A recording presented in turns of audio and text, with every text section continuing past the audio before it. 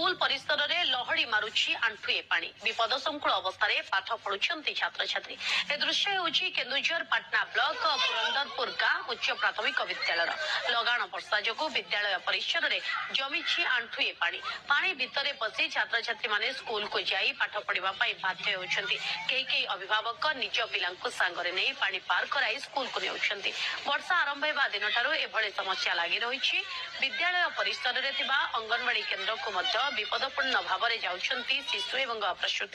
समस्या संपर्क में बारंबार विभाग अधिकारी को जणाइथिले एपर्यंत कौन सुफल मिली नथिबा ग्रामवासी कहछंती तुरंत विद्यालय परिसर जल निष्कासन पर ग्रामवासी माने दाबी करिसंती।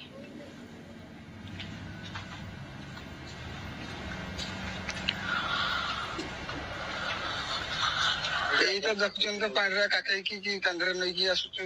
ସେମିତି ଆମେ କଣ ପାଣିରେ ପଠେଇବୁ ସବୁବେଳେ ତେଣୁକି ଆମେ ଛୁଆ କାଖେଇକି କିମ୍ବା ପାଠ ପଢନ୍ତୁ ବୋଲିକି ଆଣିକି ଆସୁଛୁ ଏଇଭଳିଆ କାଖେଇକି ଗୋଳେଇକି ନେଉଛି ସ୍କୁଲ ଛାଡୁଛୁ ଆଉ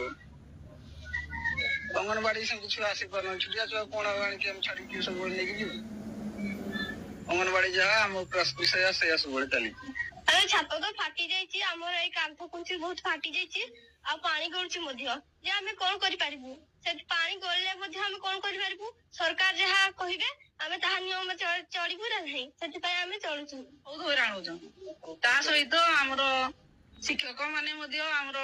देखुचंती गाड़ी भीतर को आसी पारु नै आ या सहित हमरो अंगनवाड़ी जो केंद्रटा रही से अंगनवाड़ी केंद्र रे दिबा आपली छोट कुनी कुनी पिला माने बहुत हैरान व्यवस्था करतु जापारे सफल बहुत हराणी होती